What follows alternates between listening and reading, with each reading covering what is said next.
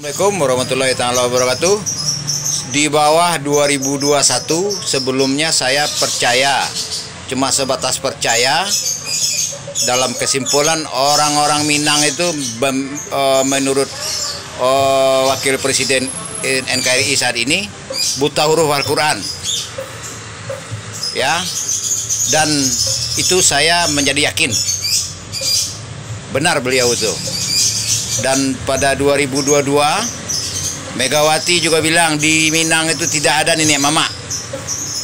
Sebelumnya saya cuma sebatas percaya. Setelah saya saksikan sendiri, ternyata saya jadi yakin yang nenek mama itu hanya ibaratkan orang berorganisasi, hanya mengutamakan kepentingan pribadi dan golongan, ya.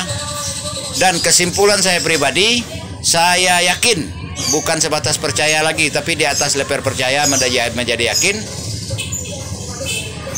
seluruh Pangulu, Datuk, dan umumnya rata-rata orang Minang buta definisi kosakata adat dan kosakata budaya.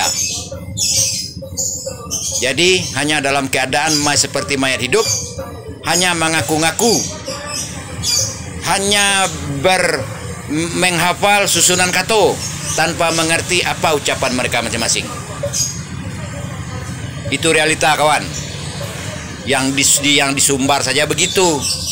Apalah gunanya pencitraan saudara-saudari yang dirantau.